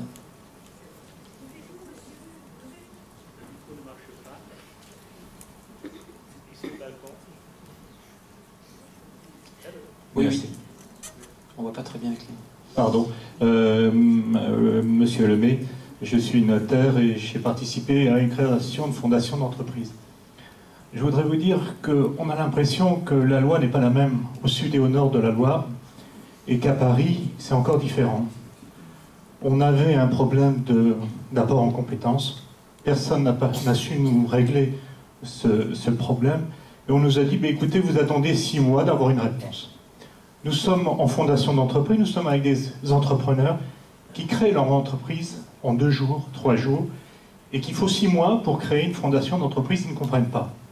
Quand on dit à un chef d'entreprise qu'il faut signer des statuts, et en plus qu'il faut donner une autorisation, et qu'il faut compléter par une autre formule une demande d'autorisation, quand on lui demande puisqu'il va virer des fonds, au bout tous les 5 ans, ou tous les ans, pardon, et qu'on lui demande un cautionnement, il est tout à fait d'accord, mais quand la banque lui demande 6 mois pour faire, ou 2 mois pour faire un cautionnement, parce que la banque ne sait pas comment faire un cautionnement, se pose des questions. Si bien que nous avons des chefs d'entreprise qui sont partants, et qui, au bout de 3 mois, sont complètement démobilisés, alors qu'au départ, ils avaient vraiment la volonté de monter cette fondation d'entreprise. Donc je pense qu'il faudrait faire un toilettage et surtout améliorer la création de ces fondations. Merci. Ce point est important, on l'a effleuré lors de la conclusion. Dans les grands enjeux, la sensibilisation, peut-être même la formation des services qui reçoivent les dossiers, ou alors, plus en profondeur, peut-être élaguer. On a un millefeuille, et je dis ça, je suis complètement partie prenante et même pas objectif, mais 8 formes de fondation si la fondation hospitalière intervient. Donc c'est pas facile pour nous, spécialistes, parfois de s'y retrouver. On y arrive, mais allez imaginer ce qui se passe au niveau d'une agence bancaire ou d'une entreprise qui veut mener un projet. Donc que faut-il faire ? Je pense qu'il faut regarder dans le détail parce que c'est pas possible qu'on prenne des choses qui durent trop de temps. Alors ce modèle, je ne sais pas si c'est ça qui vous va, mais pour d'autres gens, on a des donateurs qui viennent faire des fondations abritées à la Fondation de France, le temps de se mettre en route, de créer leur dispositif, et ensuite de partir ou à la reconnaissance d'utilité publique ou à un autre dispositif. Je crois qu'il y a aussi ça, il y a des passages de SAS qui peuvent être utiles, puisque dans ce cas-là, on bénéficie d'un accompagnement.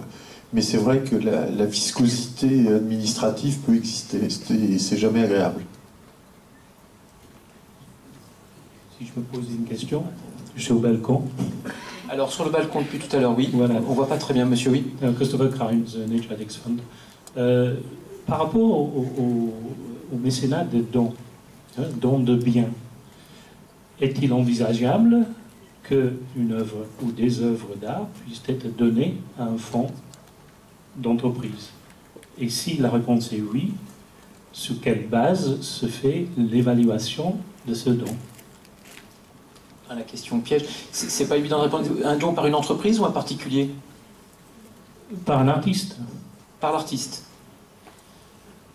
Rien n'empêche un artiste de donner le support matériel de son œuvre. Et après, la valeur, ça va dépendre de son... Alors là, c'est plus aux artistes de répondre et aux spécialistes du secteur, mais de sa valeur sur le marché. Est-ce que vous pouvez compléter? Oui. Tout à fait. On aura une question de valorisation. Mais sur le principe, juridiquement et fiscalement, le régime s'applique de la même manière. Et après, bien sûr, le fonds qui recevra cette œuvre doit avoir une finalité d'intérêt général et pas soutenir cet artiste. Sinon, on risque d'avoir un petit problème qu'on appelle pudiquement le cercle restreint. Ou la contrepartie. Je voudrais excusez-moi, Antoine Aiguille, Société à thème. Je voudrais féliciter en particulier Jean Lamberti pour le travail qu'il a fait sur son château de Cons, qui est magnifique, qui est extraordinaire. Et j'insiste là-dessus, en fait, c'est quand même l'un des rares exemples d'un homme qui a su raconter une histoire par rapport à un patrimoine. Et je pense que c'est d'abord la clé du succès d'une opération de mécénat patrimonial. Quelle histoire qu'on raconte? Quel contenu on apporte à notre sujet? Et quelle histoire on raconte aux gens qu'on interpelle? Et je l'interpelle aussi en particulier sur... J'ai entendu une phrase, sauf erreur ou omission, sur le doute ou les réserves concernant le mécénat de compétences. Alors, j'ai pas compris, c'est quoi le doute ou la réserve sur ce sujet-là? D'abord, merci monsieur pour vos propos chaleureux, ce qui incite tout le monde à venir voir ce que c'est que le territoire de Longwy. On l'a bien compris, mais nous ne sommes pas complices. Plus sérieusement, le mécénat de compétences, vous l'avez compris avec l'illustration que j'ai donnée, ce sont des entreprises, et même en l'espèce un architecte des monuments historiques, qui, sur un projet d'une chapelle, une annexe de monuments historiques, ont consenti une remise de leurs frais de prestation avec des règles de protection pour qu'il n'y ait pas d'abus de type c'est un moyen détourné d'avoir le marché en quelque sorte. Et donc tout ça étant purgé, le chantier en question est théoriquement subventionnable au type des monuments historiques par la DRAC de Champagne-Ardenne en l'espèce, qui, mettons que la dépense, les travaux, s'il n'y avait pas de mécénat de compétences, s'élèveraient à 100, l'État DRAC donne par exemple 25 de subventions. À partir du moment où il y a un mécénat de compétences qui est évalué à 50, la dépense subventionnable en l'espèce est réévaluée. Donc là, je laisserai Robert Faure dire qui dit ça, mais c'est un service de la pairie ou de la trésorerie qui dit non, pas du tout, ça n'est pas 100 qui est dépense subventionnable, c'est 50, parce qu'on enlève les 50 du mécénat de compétences. Ce qui est complètement paradoxal, puisqu'en gros, ça veut dire que plus le propriétaire est dynamique, convaincant auprès des entreprises, etc., plus il est pénalisé dans la démarche. Donc c'est l'effet inverse du multiplicateur et du maillage que l'on recherche via le mécénat. Donc c'est tout, mais c'est un problème de technique, je pense qu'on arrivera à le régler. Écoutez, donc on va pour conclure, donc je salue l'entrée de M. Ayagon, juste au moment de conclure cette première table ronde. Voilà, on a parlé de vous jusqu'à présent, cher monsieur le ministre. Donc en fait, je conclurai par cette phrase du rapport de M. Bouet. La place des fondations dans la culture pose la question des parties prenantes de l'écosystème culturel. Je pense que j'ai bien parlé, bien vendu votre rapport. Je crois que maintenant tout le monde l'attend avec beaucoup d'impatience. Merci infiniment, messieurs, d'avoir joué le jeu et essayé d'approcher les grands enjeux du mécénat culturel sur ces 10 dernières années et les 10 années à venir. J'espère qu'on a pu aborder certains de ces aspects en toute modestie. Et merci pour votre écoute et votre attention.